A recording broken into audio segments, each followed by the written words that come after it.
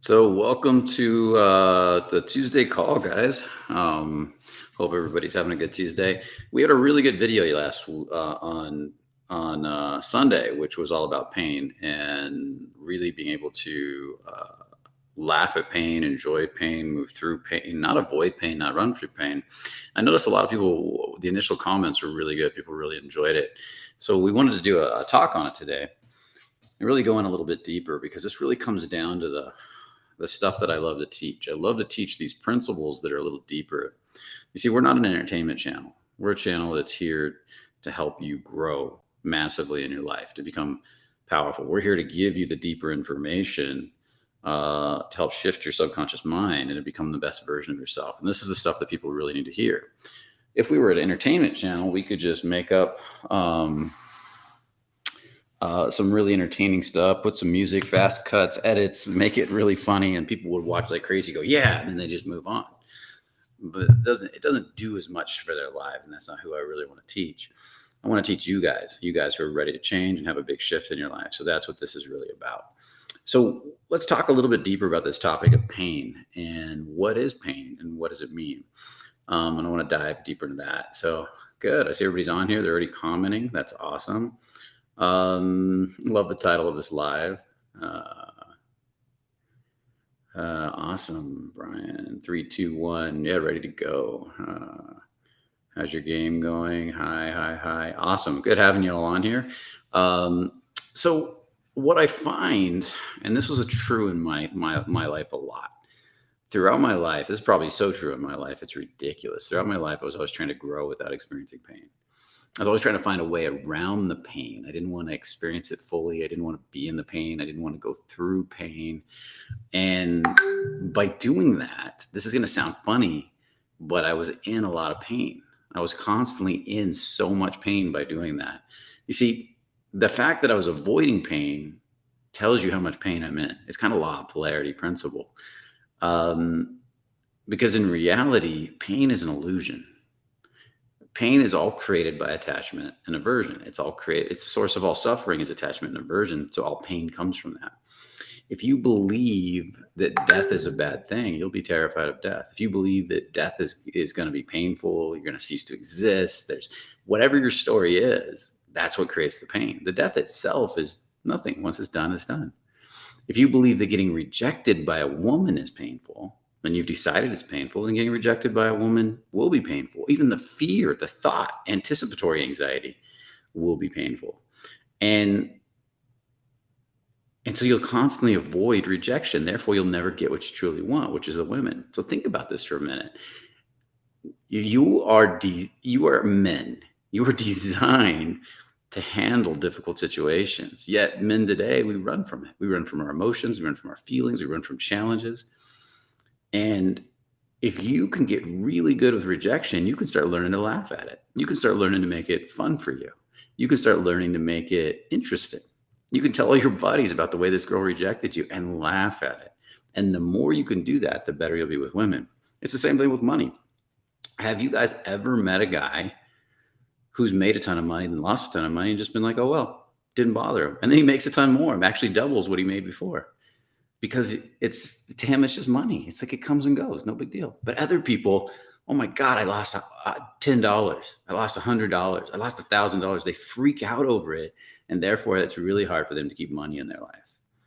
Same thing with women. If you're terrified of going through the pain of rejection and the pain of finding a new woman and the pain of dating, and I have all these stories about how mean women are, then when you get a woman, if you're probably going to settle for an adequate woman that doesn't cause you a lot of pain, but be afraid to break up with her and stay with her forever because you won't want to go out and find a new woman because you don't want to go through the pain of doing that.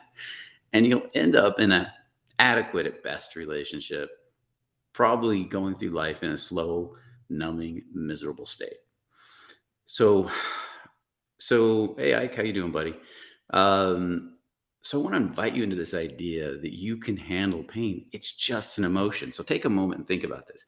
Pain is just a feeling in the body. That's all it is, emotion, right? I'm talking about emotional pain. I'm not talking about, getting beat up. That's a different story. And that some people love that too. That's the funny part. Some people can't wait to get in the boxing ring and can't wait to get punched It makes them feel alive, or can't wait to go to the gym and work out till they're in pain because it makes them feel alive. But I'm talking about emotional pain. Let's step into that idea of emotional pain.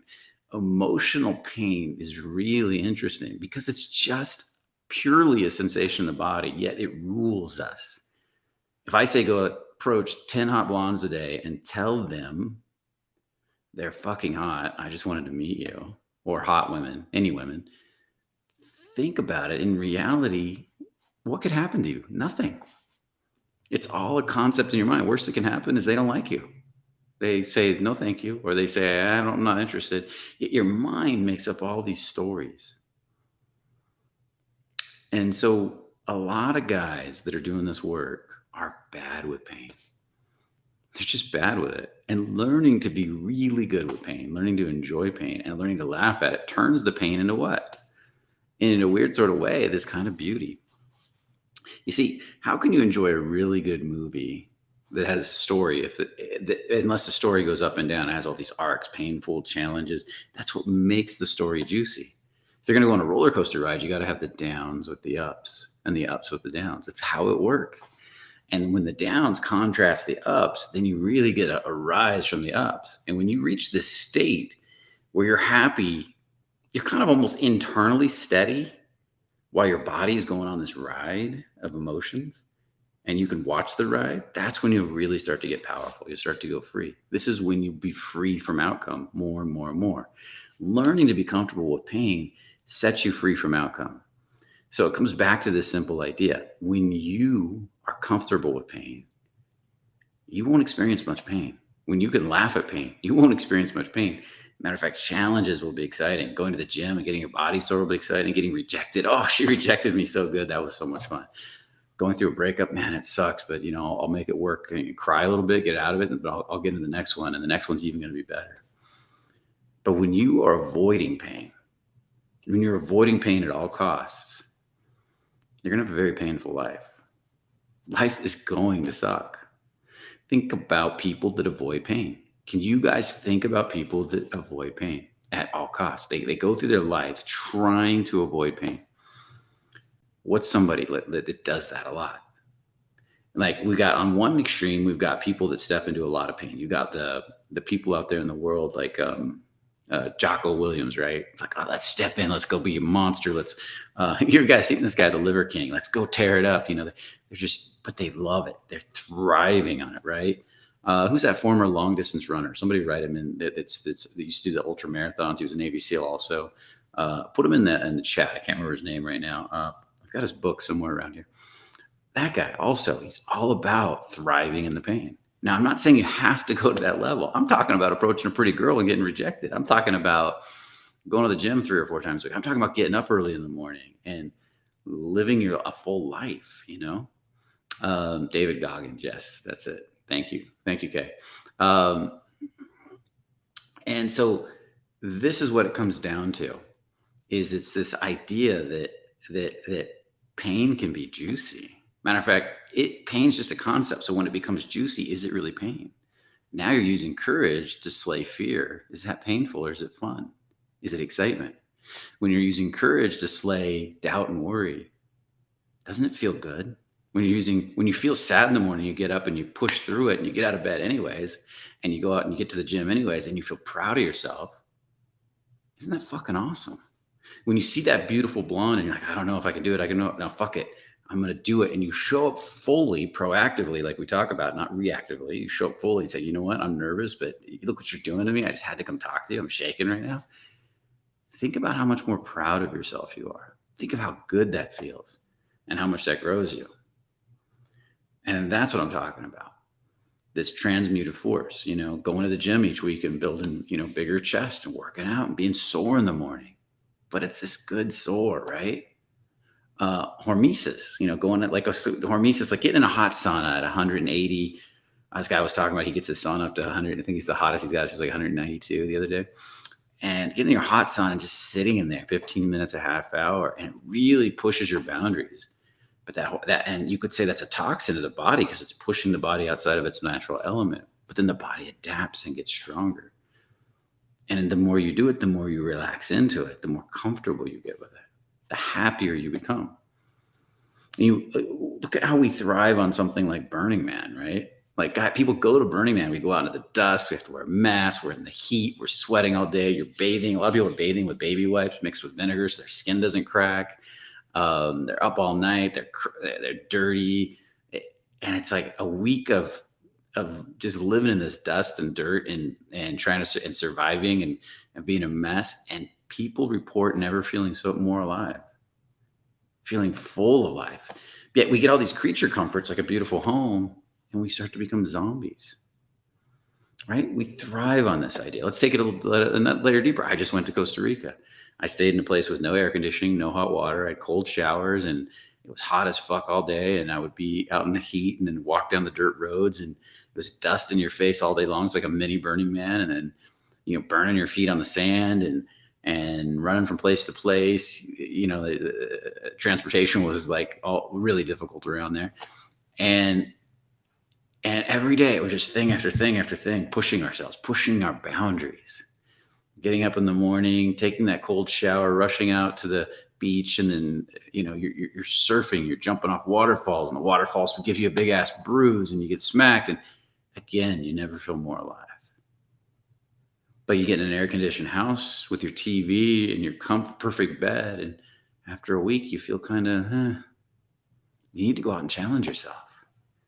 Think about it. As men, we're built to be challenged. We're built to step into and face fear, doubt, and worry and slay it. I'm going to say that again. You're built to slay fear, doubt, and worry. That's what we're built for. We're built to penetrate it, push through it, and come out the other side. And some men get that. Those are usually the men living at the top levels, right? The men succeeding the most, or the men changing their lives the most. I've radically changed my life with these principles. So many of my clients have too. And yet there's another layer of men that, maybe these men are like the Elon Musks of the world and the Richard Bransons and the Donald Trumps. They're out just fighting everything, but they keep slaying dragons, and they get bigger and bigger and bigger and succeed more and more in their life, right? Or if you ever watch the YouTube, the Instagram of Liver King, he's every day push, push, push. They take it to the extreme. You can take it too far too, but think about this side. Now think of the next layer. Maybe these people are out starting businesses, becoming multimillionaires, building the life of their dreams. And then you go to the next layer. And what's the next layer? Guys out there, maybe they're not building the exact life of their dreams every day, but maybe they get up and they live on a mountain, and they're ski bum, and they just can't wait to ski and be out in the cold. And they're freezing and they're cold and they're hurting themselves, but they can't wait to do it every day. Maybe they're not becoming millionaires. Maybe they're not living every one of their dreams, but they're out doing one thing.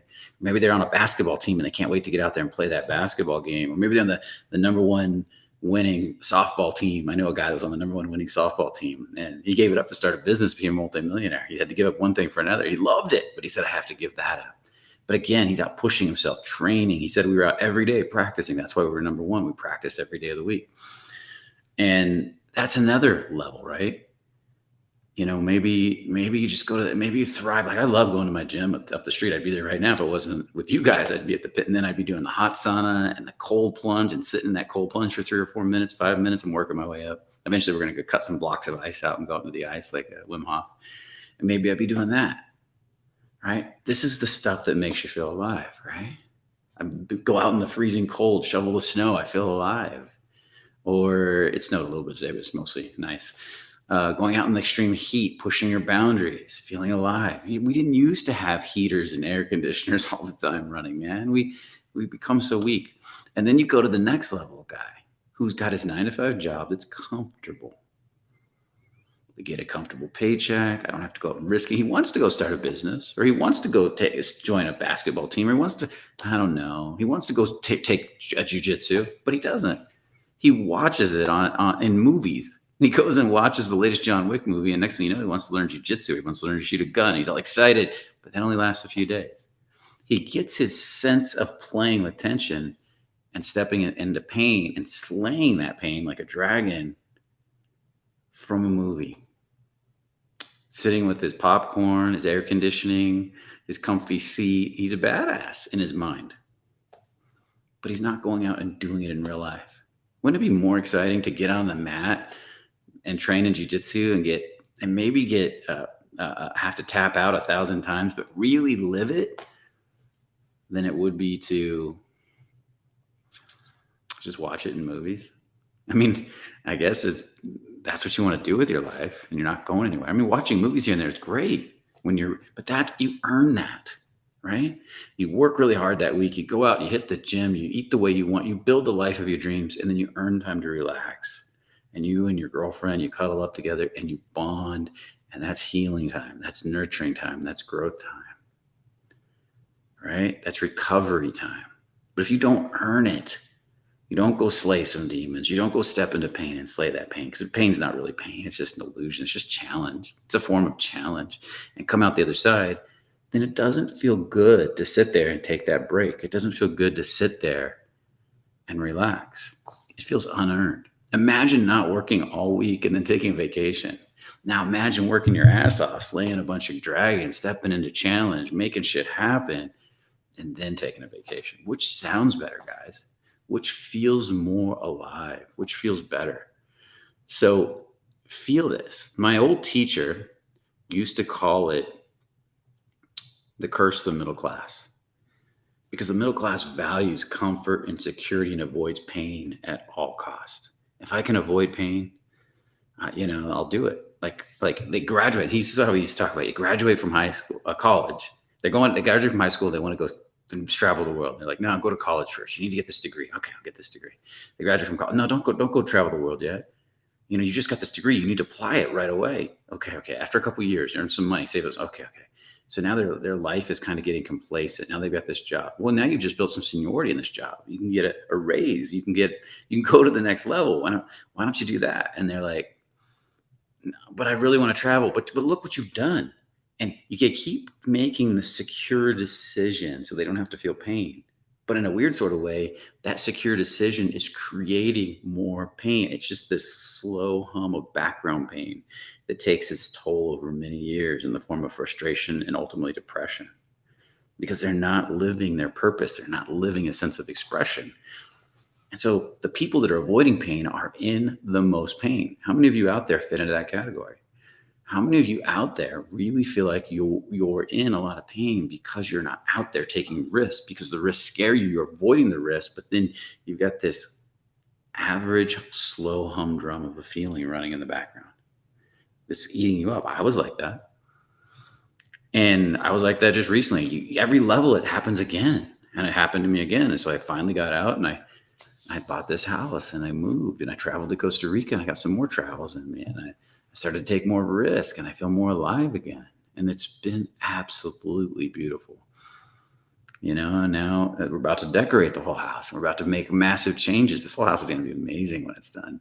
Going to have gatherings, animal-based gatherings here, people over, and then maybe I'll sell it and buy another one. I don't know. I'm going with the flow, but I'm not going to live in fear because what's the point of living in fear?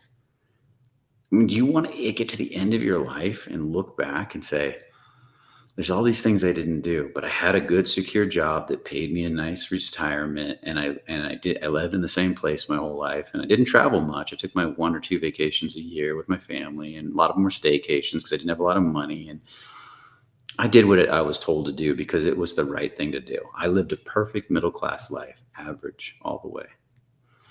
Or you could live like me. I've slept on a couch for a year building a business and I lost it and destroyed it all and got really sick and had blood in my throat from pushing myself and drinking. And then I repaired that, healed that, slept on a couch again for a year, rebuilt again and got bigger this time. And then I traveled the world again and then came back and that's ups and downs. But you know what? I have way more adventures.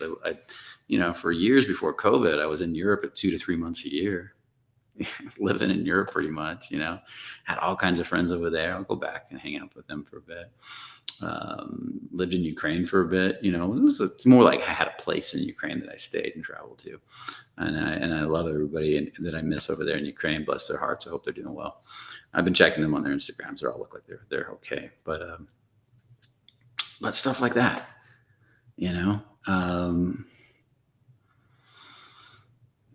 So where do you land in all of that? And when I said that person that's really avoiding pain, like if you look at somebody on the extreme end, like an Elon Musk or Somebody like that, Richard Branson, it's out there just like taking risks and pushing boundaries. Read Losing My Virginity by Richard Branson. It's powerful how much he was taught to take risk and thrive in it and get excited by it. And then you look at somebody who maybe is homeless and is scared to take risks because it's on the verge of being homeless. He's about to lose his home. Not somebody with a mental disorder, but mental disorder is a whole nother thing. We'll get into that. We can get into that some other time.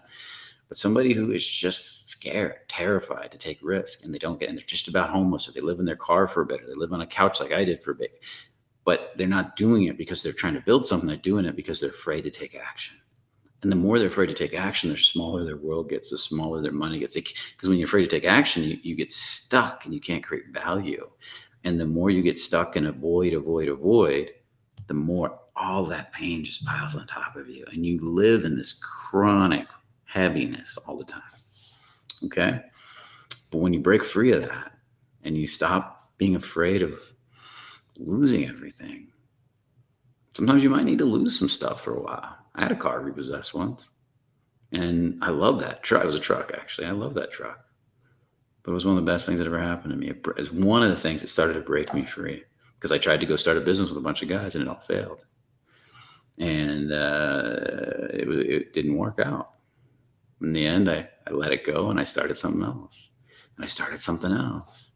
And I was running up to Hollywood. I was working in the film industry, barely surviving. And I switched from that, and I tried different things, and I bounced around, and I ended up in a yoga community for a year. And that was crazy, wild ride. After I quit all my stable jobs, and I just said, I'm going to live in this yoga community and be completely crazy. And that set me free, because I broke out of my boundaries, just enough to eat, just enough to get by. Then I moved on to my friend's couch for a while. And when I was building my first, I was really working as a dating coach for a company. And I was just traveling the world dating and sleep on his couch. And I was trying to figure out how to make money as a hypnotherapist and helping people stop smoking and lose weight. And I was just barely getting by, guys. But I was happier than I'd ever been in my life in all those stupid corporate jobs, making more money. And eventually it all turned around. And that's what happened. A lot of people said I had PTSD too. I had several people tell me that I probably had some bit of a chronic emotional PTSD. I don't know. I didn't want the diagnosis, so I didn't go to doctors and get diagnosed. I was terrified of my shadow. Ninth degree. I was constantly afraid of everything. I didn't like to leave the house. I definitely had some agoraphobia when I was younger. Lots of trauma, psychological trauma from my childhood. So we all have a story.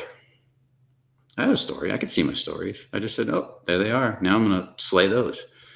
Because all these diagnoses, you gotta work to the best you can. Work with people that can help you get through them. Whoever that is, get out there and find help. Do the work. But there's always a way. Where there's a burning desire, by law of polarity, there has to be a way to get out of it. There has to be a way to change. There has to be a growth. Yep, which is why I'm moving next month. Real talk. It's funny. I had this guy. I'm going to share this story. This is a great story. This guy texted me. Maybe he's on this call. I don't know.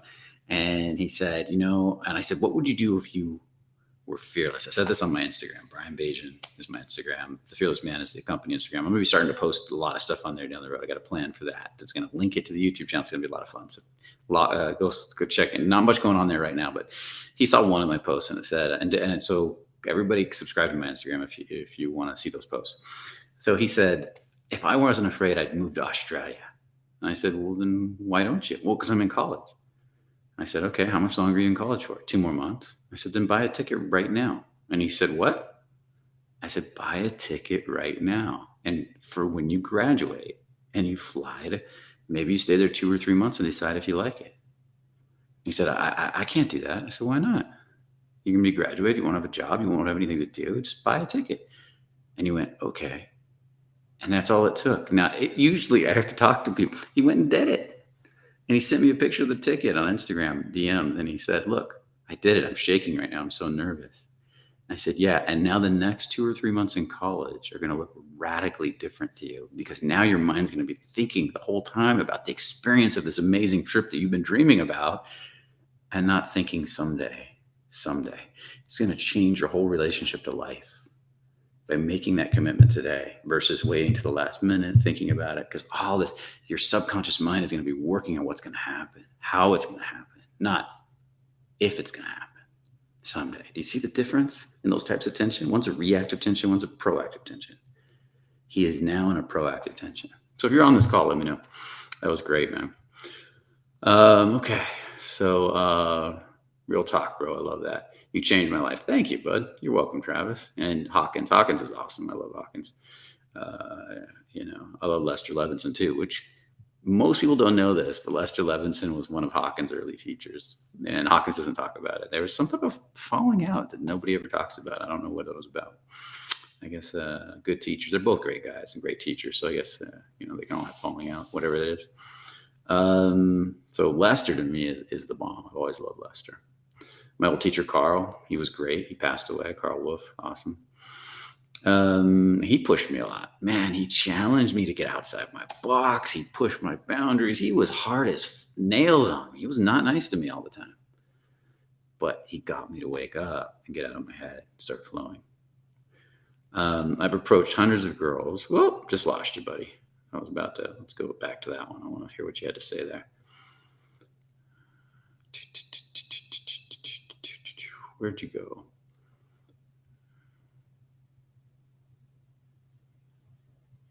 Yeah, you guys commented a lot. I love it. I love you guys are active.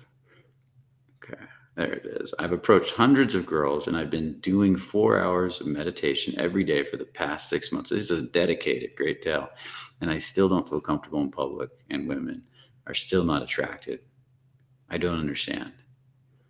Well, this is a good topic right here. One of my favorites because this happens to a lot of people.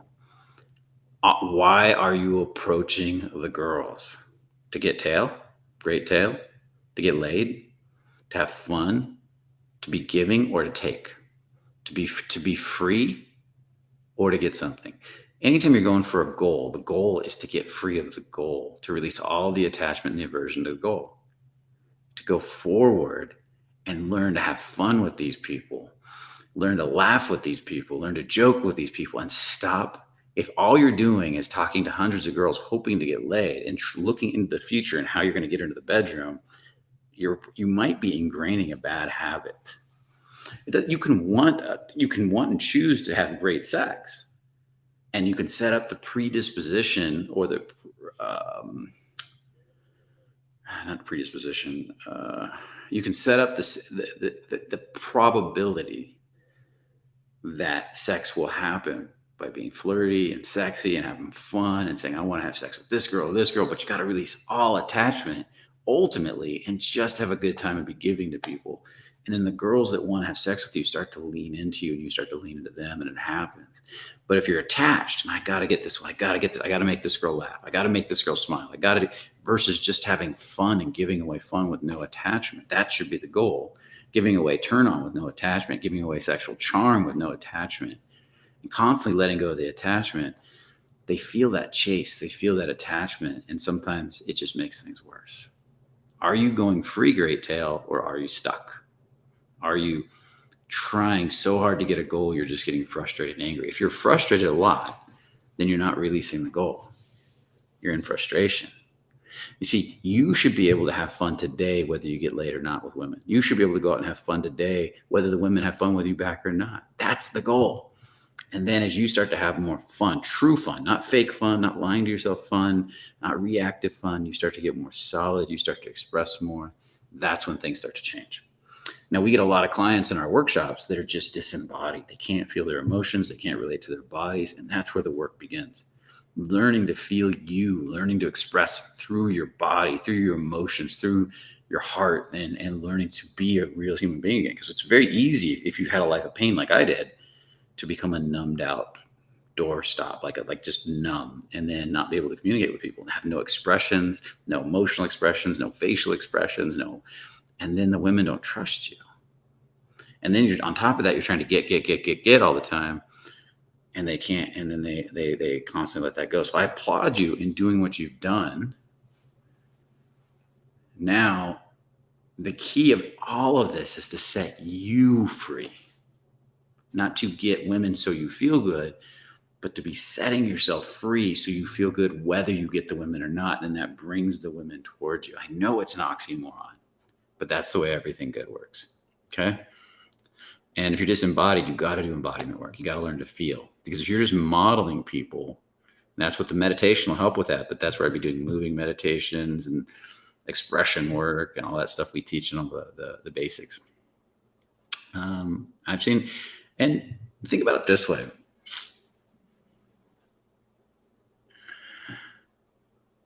Some people, yeah, and you can just push them into a girl because they're almost there. They got all the right energy, and the girls just light up. And some people, some guys, they need to learn to feel first. They need to learn to relate to their emotions, their emotional bodies. They need to learn to get out of their heads. And the big one is your story. Even bigger than all of that is your story internally. Do you feel attractive as a man? Do you feel sexy, attractive, awesome, deserving, like a sexy bastard? Do you feel this sense of expectancy and faith in your body, that this energy is building in you of attractiveness, that you just are? And my guess is you don't, because that's the core of everything. Even a guy in his head, completely disconnected from his body, if he feels like a sexy bastard, there will be a woman that will want to be with him, because it will magnetize women to him, because his subcommunication will show up in that way. Okay. And that's the number one thing. And that's, unfortunately, if you're in your head, it's hard to get that in there. You got to work on it. Those are all the problems I had. I had all these problems, dude. All of them. Everyone. A lot of my clients did too. That's why I've always been the guy that works with the toughest clients, because I always wanted a way to get them over the hump. The problem is it's hard to convey all that in a YouTube channel. It's really hard. I wish I could. That's why we have lots of different programs and trainings, because sometimes it's just hard to get that stuff across. But I do the best I can. I'm going to keep inventing new ways to do it for guys like you. Okay, let's see. I want to see something here. I should be able to search by users' names. I have to figure out if I can do that, because I want to be able to pull up specific people. I don't like the way this operates. Okay. Well, we'll just have to move on from that one. I didn't see it. You got another one, Landon? I'll go to the bottom now. Okay. We've got one from Nico G1. Can definitely relate, Brian. It feels safe to stay in my 9 to 5, even though part of myself wants to start my own business. Yeah. So the question I have for you is, how old are you? How old are you, Nico? I'm really curious. Write that into the chat right now. I didn't start this work until I was older. I stayed in the 9 to 5. This sucks. This sucks that I did this. I'm gonna have to go shut this window so we don't have light coming in my face. Hold on one second. So write it in the chat. How old are you, Nico?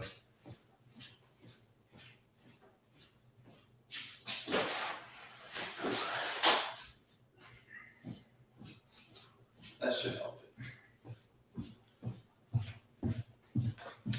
That should help it out. Okay. How old are you, Nico? Let's see. Okay. Are you still not here? I don't see you. You didn't write it. Okay. Well, I'm just going to answer this question anyways, since you didn't write it. 34. Okay. I didn't start this work until I was like really hardcore. I mean, I studied personal growth for years. I had it all up here. I had a data collection in my head. My teacher used to call me a data collector. And I could tell people come to me, ask me problems, and I give them answers all the time, because I had so much information. But then something interesting happened, Nico. One day I woke up to the fact that I was a data collector, that I needed to learn to apply this stuff and get it as muscle memory in my body like an athlete does, that I can't do it all from my head. It's not working. It's having all this information, but I can't feel my body. So I went and started the work of learning to feel my body. I went into hypnosis and I started doing all this different stuff. And I eventually ended up with my movement teacher, and I started learning to feel more in the core of my body. I didn't really begin that hardcore work until like 36, 37. And if I had only known what that stuff could do, I would have started it at 21, 19, 18, as early as humanly possible. Now, it still changed my life. I still have a good life. But I had, you only got so many years on this planet. And if you're going to have to fall down, I had to fall down and go downhill to go up. That's why I had to sleep on couches and different things to really become who I wanted to be. And if you're going to fall down to go up, Isn't it best you do it as soon as possible? Get it over with, man. Don't wait till you're in your 40s. Don't wait till you're in your 50s. You can still do it. I mean, look at guy KFC, Kentucky Fried Chicken guy. He was well into his 60s before he succeeded. But I want to be able to enjoy the fruits of my labor and my successes. So I'd much rather, like Richard Branson, man. He was pushing boundaries as a kid, but he started his first business coming out of high school. Read that's in the book Losing My Virginity. It's brilliant. He just went and started it. So don't wait. Yeah, go get messy. If you have to get messy now. Awesome. Okay.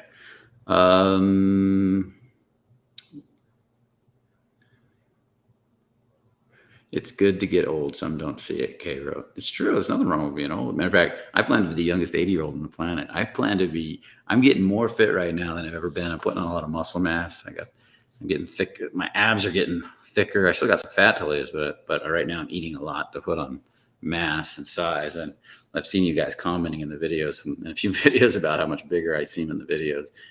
Because I used to be a skinny twerp, back when I was skinny fat and I lost all the weight especially when I was sick of my gut. And I lost a bunch of muscle mass and fat. And I got down to like 130 something. Oh, dude, I was a scrawny. There's some old videos. I should go find them of me that scrawny. And so now I'm going up in scale. It's awesome. I'm loving it. I have more energy to work out than I've ever had in my life. I feel like I'm just like, even after the workouts are over and people are dying, I'm like, let's do more, because I've worked so much on hormonal balance, and I'm going to be getting into that stuff later too. So we'll talk about that. Hey, April, good to have you back. Always good to have you back, April, and you're welcome. Okay. What do we got? Who's next?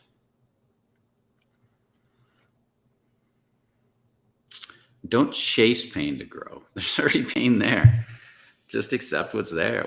If you go in a direction, okay, let's take this guy who's done 100 approaches. He's got pain around approaches, right?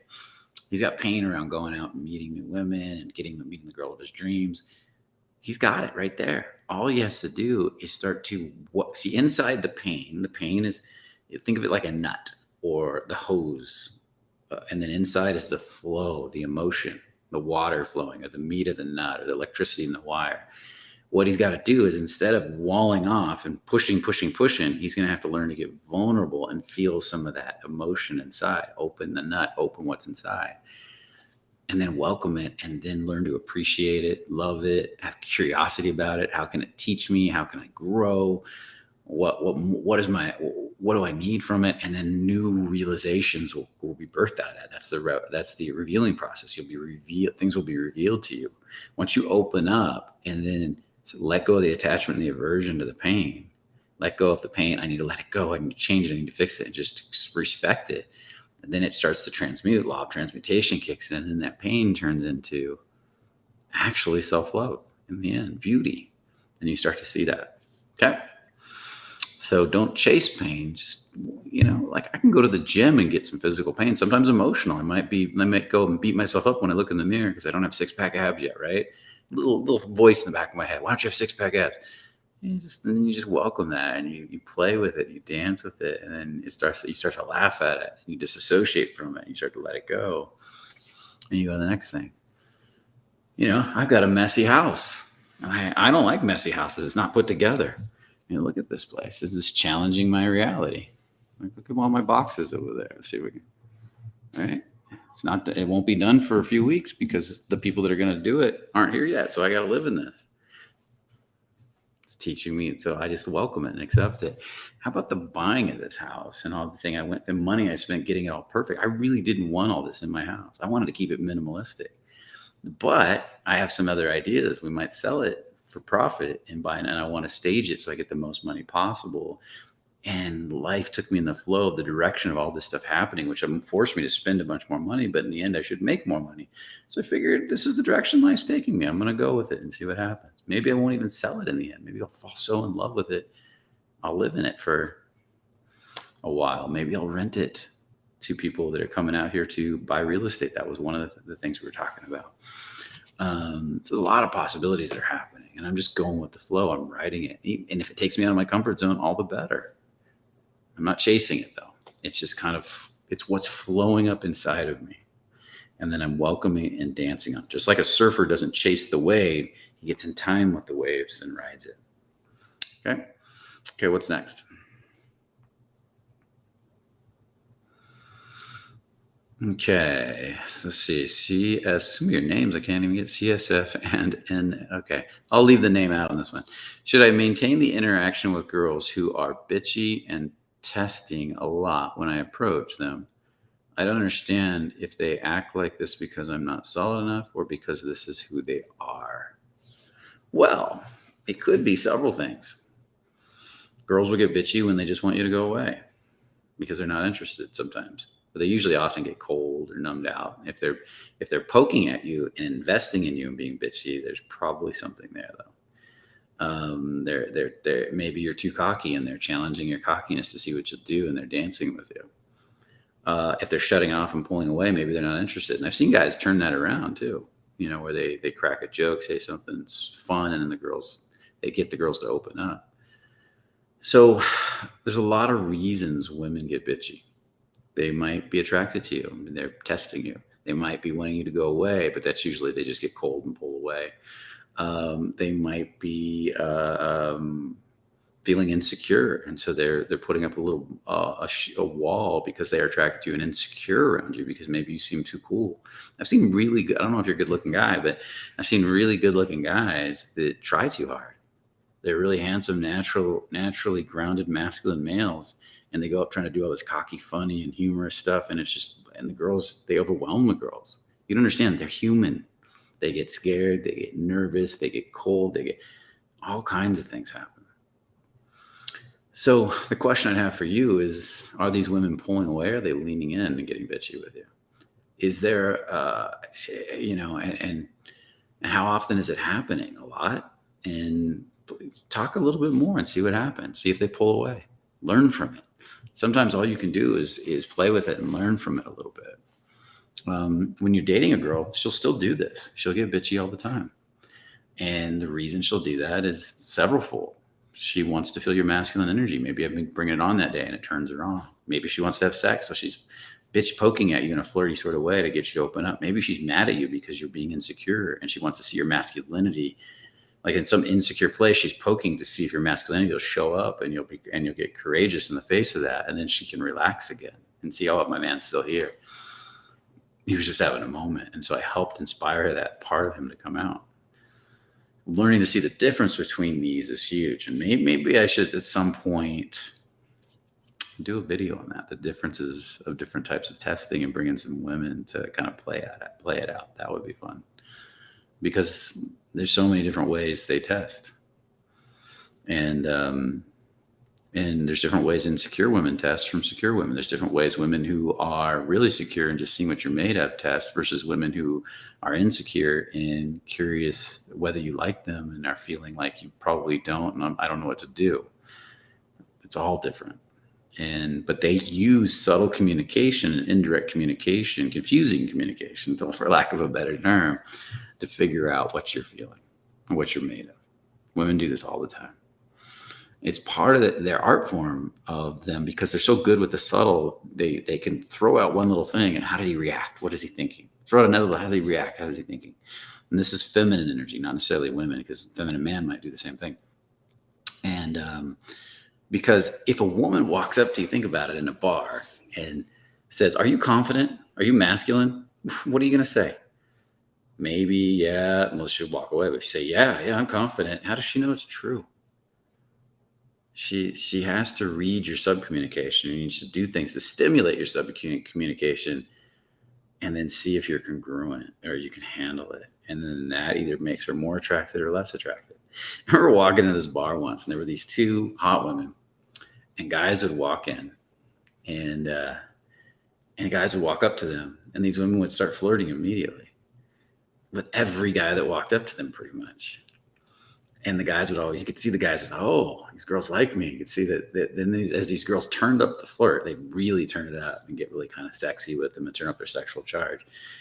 Most of these guys would just fall, pretty much all of them would just fall apart. They wouldn't know what to do. They get a little reactive and nervous, trying to figure out what to say to be cool. And because these girls were turning it up on them.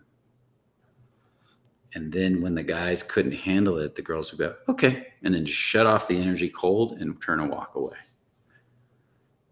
It wasn't their guy. They were having fun going through guys until they found a guy that could handle them. And that's ultimately what they wanted, is a guy who could handle them, who could play back. So if you don't play with testing, how are you ever going to get good at it? That's why we teach it in the workshops, guys. We teach you guys, we bring in women and we have them come at you with different forms of testing. So maybe I should do a video on this. If you guys want a video on this, put a comment in the chat. Because there's pain in that, right? Fear of rejection, fear of looking stupid, fear of being made fun of. But here's the funny part. Guys that are good with women can turn the tables on the women directly, challenge them back with direct communication, be cocky, be penetrating, be forward. And put the women on the reactive side, which they love to some degree. Okay. And at first you'll probably overdo it. It is a subtle art too. Then you're probably overdo that and then push the women away that direction too. And that's okay. That's how we learn. You fall down, you laugh at yourself. That's the natural pain. There's the pain. Laugh at it. Oh, screwed that one up. Try again later. I've actually done that where I pushed too hard, pushed a woman off. I don't know. It just didn't work. She was bitchy, left, came back an hour later, half hour later, and it was on. It was on again. She's all over me in a bar, back when I used to go to bars a lot. Stuff happens. So, okay. What else we got? Probably got lots of comments. Can't go through them all.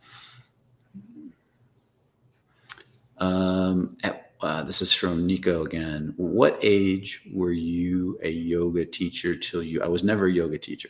I lived in a yoga community. Okay. Get more embodied, aligned with your true purpose. At what age were you a yoga teacher? I lived in a yoga community in my mid-30s for a year. Didn't do a lot of yoga. It was a community. It was a hippie kind of yoga. We had yoga and we had different stuff we did, different teachings. I did a lot with the Sufi stuff. That didn't really get me embodied. That got me more dramatic in my head, got me more new agey, got me being a vegetarian, which got me more sickly. I think I was a vegetarian before that, though. All kinds of problems in that area. I think I was a vegetarian before that. That might have been when I was giving it up. It was within a few years of leaving that community that I found my embodiment teacher who I'd already become a hypnotist. And then I found my embodiment teacher who really helped get me out of my head a lot.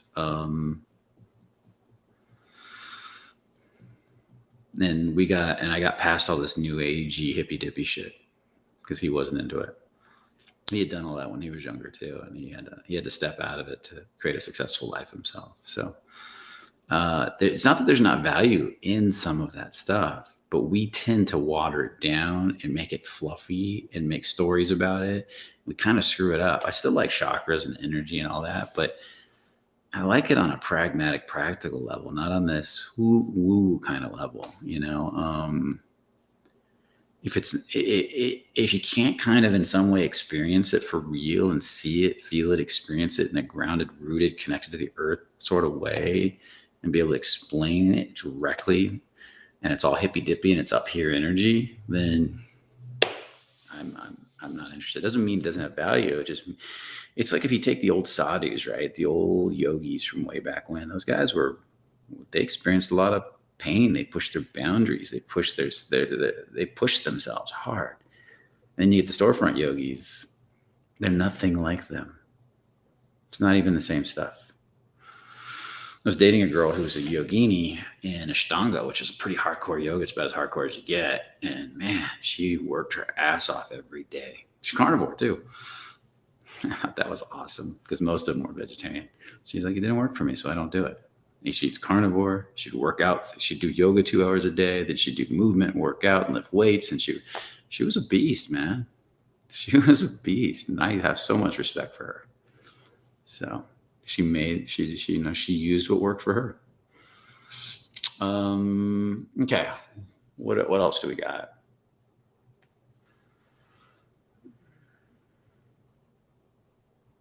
Omar, recently I was stepping into tons of tension and releasing on everything coming up. Then I felt before everything coming up, than I felt before, and I'm not taking as much action. Any suggestions for relaxing into the new pain? I don't understand what the new pain is. Recently, I was stepping into tons of tension. Great. And releasing on everything that came up. Great. Then I've felt before, and I'm not taking much. So you stop taking action. So you did a bunch of work, and then you stop. Now you're not taking action, and you're avoiding.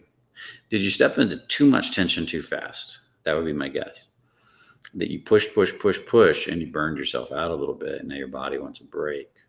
So if on a scale of 1 to 10 with the tension you're stepping into, on a proactive, were you staying proactive or were you getting reactive? Were you numbing out? Were you able to feel? So stay at a lower level, 3s and 4s. If you're doing it on your own, you don't have a coach.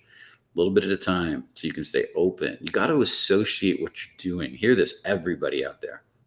You have to associate what you're doing with fun. I'm going to say it again. You have to associate what you're doing with fun. You have to associate what you're doing with fun. You have to make it fun. If you are burning out, pushing yourself, and it's not, then that's reactive. You're probably walled off. You're going to associate it with pain, and eventually you're going to quit, and your nervous system is not going to want to do it anymore. So then you're going to have to shrink the amount of tension down to low enough where you can start to develop a sense of fun and a good relationship to it. That's why I love working out. I started out with simple stuff, and I learned to enjoy it. I learned to make it fun. I learned to make it interesting. I learned to get excited about it. I kept going in directions of things that made it fun for me. Before I didn't like to work out at all. And then as that grew, suddenly I'm doing beastly workouts and looking forward to the next one. Matter of fact, I really wanted to do today's workout, but I'm here with you guys. And that's not that you guys are way worth it, but today's workout looked like a blast. I was super excited. It was going to be a powerful one, but I'll with the group. I love doing it with the group. It's this group energy. We all get together and we tear it up. So, bum, bum, bum, bum. Okay, what else we got? Dylan, hey Brian, can you please give a simple example of a moving meditation? Well, Thich Nhat Hanh used to do a lot of them. He's a Buddhist. Now I don't know what his were like because I never studied them, but I know he did them.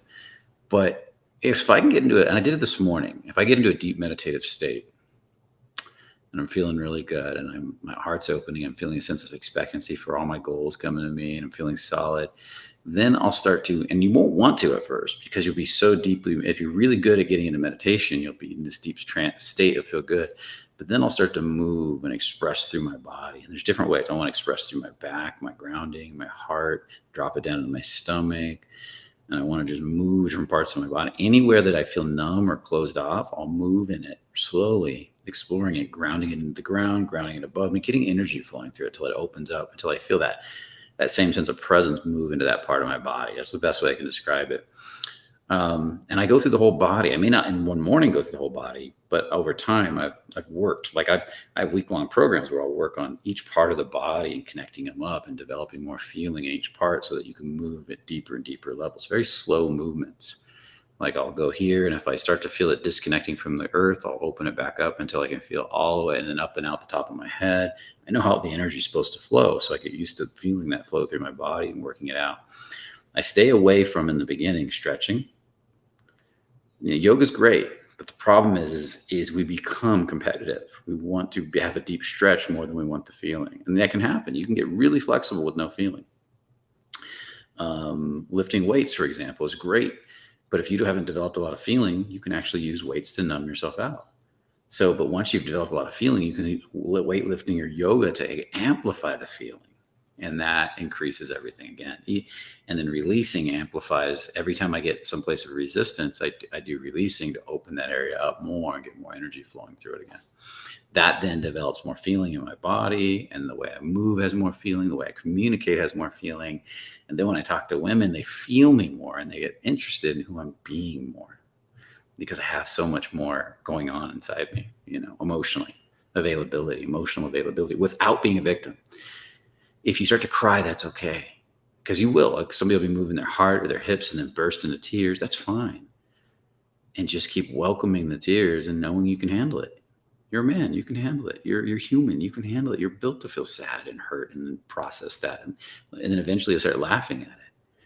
But if you wallow in it, feel self-pity in it, then step back and observe that part of you doing that and go, look, there's part of me wanting to wallow. So that you disassociate from that and keep doing that back, till eventually you're free of it all. Okay. I'm going to pull up this one here really quick. This is Brian. I just want to give Brian a one. I've been seeing this girl for 6 months. I really like her, but I want to let her go because I know she's not the one. It's good. Good realization. But I'm afraid of letting her go and hurting her. Well, you're going to hurt her. If she's at all attached to you, you're going to hurt her, Brian. It's just the way it goes. That's part of life, though, isn't it? Now, you want to be okay with you. Look at the title of this video. When you are going through hell, keep going. Right? That's marketing. But, learning to welcome your pain. Why is it okay for you to become good with pain, but you want to take that away from her? We grow through pain. We evolve through pain. We learn through pain. We learn what works for us, what doesn't work for us. So don't take that away from her, man. Let her feel her pain and love her and believe that. Here's the key. You have to believe. I know you can handle it. You have to believe she can handle it. If you rip off the Band-Aid slowly, she'll probably remember you as a dick, to be honest. Half in, half out. If you rip off the Band-Aid quick and are really honest with her, she'll be mad at you in the moment, but down the road, she'll probably look back at you as a honest guy, respectful. And that's what you want, right? So unless you see a reason to stay with her and dig in deeper and say, you know what, I feel like I want to let her go, but maybe there's something here and I'm going to work 100% on it. But don't be 1 foot in, 1 foot out. Figure it out and trust that she can handle her own emotions.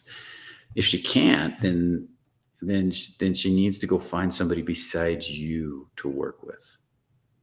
You can't be the one that consoles her when you're the one breaking up with her. Okay.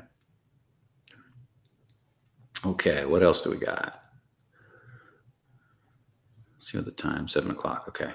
Why do you need to be in the emotion to release if I don't understand the practice? Since for me, I'm already in the emotion.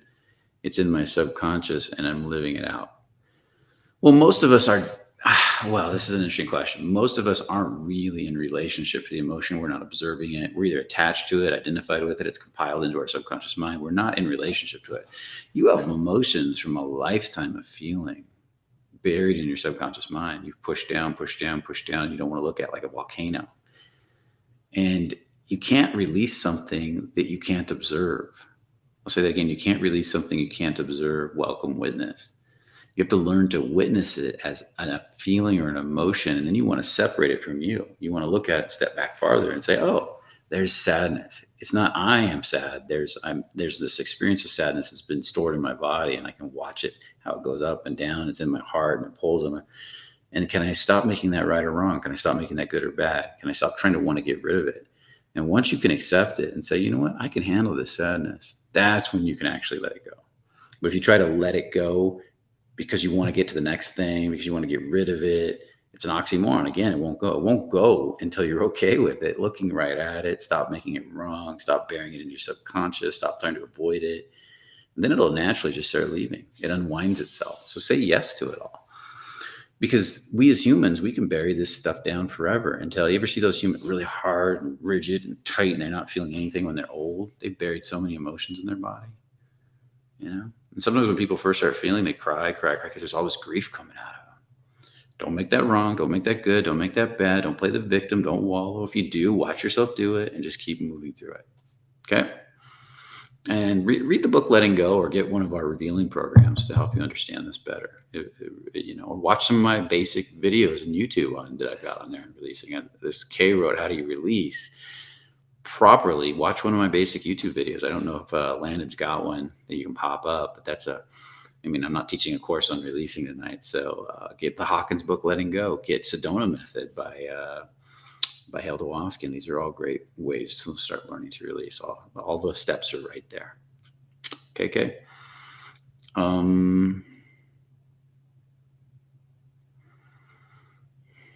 What do you think about, I'm going to pull this one up just because I like it. What do you think about cold showers? I think cold therapy is so good psychologically and emotionally for the body. You're stepping into pain. You're stepping into tension. And you're saying, and then every day you do it, you learn to get more comfortable. I'm going to handle this. I'm going to handle this. Now, yesterday I did a 3-minute cold dip in a cold tub up to my neck. And I sat in it for 3 minutes. I went in slowly, so I don't know if I got a full 3 minutes on my whole body, but from the time I was waist in, I was counting, and then I got down to my neck. So at least 2.5 minutes on my neck down. And it was awesome. I did a 15, 20 minute, more like 15, 18 minutes of hot sauna right before that, really hot sauna. And then I went in the cold pool, then I went in the hot tub. I was dizzy for a while, and it was awesome. Hormesis, you challenge the body, you push on the body, and then the body adapts and grows stronger and heals and gets rid of weak cells and does so many good things for the body. And then psychologically, you have to face the fear of doing it. You have to work through all the stories that come up and the thoughts. I shouldn't do this. I used to have that with the hot sauna. I used to get in the hot sauna. I'd have thoughts like, I'm going to die in here. I need to leave. I need to leave. And then I remember one day I was sitting there. I was sitting next to this hot chick, guys. And it was in Romania. And I was in the hottest hot sauna they had at this place. It was the 180-degree one, I think. And I'm sitting there with all these people. It's hot chicks right next to me. I'm like, I'm not going to leave. Usually I can only stay in a few minutes at this point. Now I love them.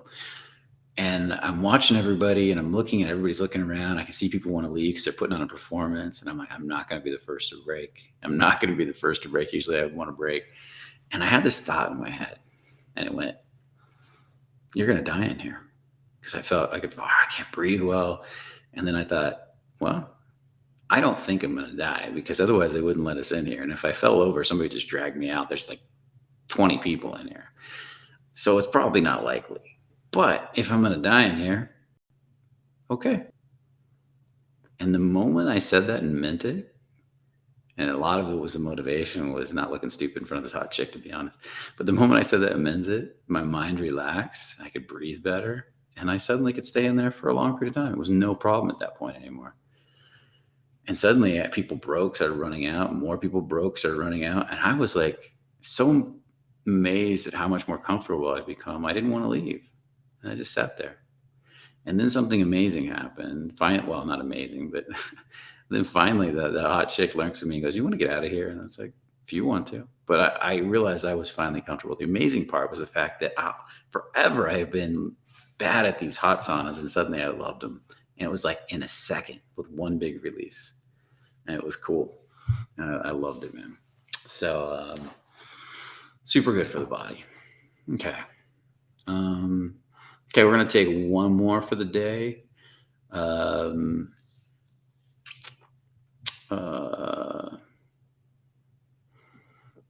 going to pull this one up here. Have you delved deep into Hawkins' teachings? I think this stuff has brought up mankind is amazing. I think he has brought upon mankind. It's so hard to find people to talk about it.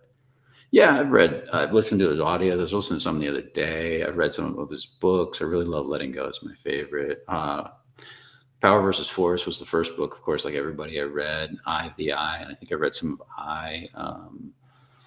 Listen to him speak a lot. I like him. He gets a little, he loves all the technicalities, loves technicalities. I like the simplicity of Lester Levinson a lot. I love listening to old talks of Lester. He's so simplistic, so matter of fact, just beautiful. But, there's a million different teachers coming at it from different perspectives. Heart, non-duality. I'm very much a non-dualistic teacher, heart teacher. And his is all about calculating, calibrating everything. Which sometimes I question the validity of all the muscle testing. It's cool. I've had a lot of muscle testing done on me. It wasn't accurate. A lot of it was for supplements, and I was given a lot of the wrong stuff, and it was okay. And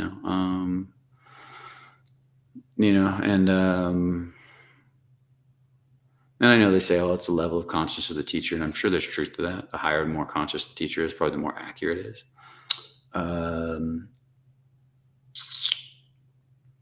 But I still question some of that. But my thing is I can listen to somebody tell me how it is, or I can just keep waking up and realize it myself and learn it for myself. What are my realizations? And that's how I like to do it. Even with the chakras, great, there's a chakra here, there's a chakra here. Now, what are my interpretations of those chakras as I wake up more and get more embodied? What are my feelings of those chakras as I get more embodied? What are they teaching me? What are they showing me? What are my realizations? How can I learn from them? How can I see them more, experience them more, feel them more, versus have somebody else tell me all about them? But the stuff Hawkins says to help you wake up is really good stuff. And he learned a lot from Lester. I know that. Because I can see some of Lester in the way he teaches people to, definitely in the way he teaches people to let go. And I think that's great. And he also has got a lot of his own stuff he's added to it, just like I've got a lot of my own stuff I've added to it. Learned a lot from both of them. That's it. That's all I really got to say about that. I'm going to do one more. I'm going to let Landon pick it. Okay, Kadir, if you feel stuck, let's say you are accomplished, but you are comfortable now, what do you do? Accomplished at what? Where do you start from? Yeah, it's hard. It's a hard one for me to answer because I have questions. So what I'll say is I have a audio a releasing video out there. What to do when you're stuck. I think Landon can pop it into the chat. I'm in a yellow sweater in Istanbul, and that one really helps people that are stuck. People use it all the time. I know a lot of musicians are using it to get writer's or music block when they're learning music and problems learning music. And I know a conductor that gives it to a lot of musicians. It's to me that one's, and it has a lot of the base principles of how to welcome stuckness, how to stop making stuckness wrong, how to step into stuckness more. And it really helps people to get through the stuckness, and you can use the same principles and create your own stuff from there. And so I highly recommend that one, but you have to welcome the stuckness. The stuckness is a feeling just like anything else. I know you're trying to get around the stuckness, but it's not about getting around the stuckness. It's about feeling the stuckness that's in you, and then stop making it wrong. If you're feeling nothing, feel the nothingness. If you're feeling heaviness, feel the heaviness, and you stay with it. And you might have to stay with it for a while. When you're really stuck, sometimes you have to sit with the stuckness for a day, 2 days, a week, and keep working on it for a bit each day until eventually it breaks open. And then all these emotions start usually coming out. And that's what that video really teaches. And he just posted 2 videos on getting unstuck. So check those out and listen to those. Those can be very, very helpful, Kadir. Awesome, guys. It was a great call. We're over an hour. I'm gonna thank you guys for being here. Those are 2 great videos to end on because that'll give you something else to watch, everybody. So go watch those because both those videos can be very powerful. If the other one's the one I think he posted, I know that the stuck one is great. People just love it. I love it. So sometimes I listen to my own releases and I forgot what I said, and I'm like, I got to use that more. That's really good. I do a lot of stuff, stream of consciousness. So, but it's great having you on the call. Definitely check out the fearlessman.com for our events page for upcoming workshops. Get to check that out. We got a workshops month coming up. We're going to be doing a bunch of workshops, and we're doing our week longs, and then we're going to have more experiences coming up. Definitely check that out. There's some seats in there if you guys are interested. We have online programs too. Check those out if you're interested in those. We don't have anything specific to market today, so I'm just letting you know about that. I think that's it. We'll be back next week with another topic for you guys. I have one in mind I want to talk to Landon about, so I think that'll be the topic. And of course, we always got the Fearless Friday videos, the Sunday videos, and go to Brian Begin, Brian Begin, Begin, or it's pronounced Brian Begin on Instagram. You guys can sign up to the Brian Begin Instagram, which is my personal Instagram. So I just post random stuff on there. There's nothing special on there. But I am going to start in the near future posting some stuff, a lot of stuff that has to do with consciousness, mindset, leading back to my day, really helping to amplify the YouTube videos, like taking a principle from the YouTube video, putting it on there. And then I'll also be simulcast, in a sense, also put on the Fearless Man Instagram, which is run by the company. But a lot of my stuff will end up on there too. Okay, so sign up for both of those if you can, if you're interested. And you can see the link for the Fearless Man in the host thing, in the chat box, host thing. I'm getting technical with you guys. And then I'll have a big house reveal when the house is done, guys. So that'll be fun too. We're going to film a video of it getting revealed to me. That'll be at the first end of I think around the 8th or the 9th when Mary comes out to do it, which is a friend of Landon's. You can see all the boxes there. I got boxes all in this bedroom over here, this bedroom here. I got some out in the garage. It's going to be fun to see this place transform. So I'm super excited to watch that finally happen. Go from there. I also be posting more videos of my adventures out here. I was out shooting the other day, some AKs, AR. I was shooting an AR the other day. That was a lot of fun with a scope on it. And then, hitting metal targets. And we're out rock climbing the other day, skiing, surfing back in Costa Rica about a week ago. So a lot of that will end up on the channel too, or it does end up in the stories on the channel too, or on my Instagram. So anyways, guys, have a beautiful night, and I'll see you in the next video. And remember, what would you do if you were fearless? Take care.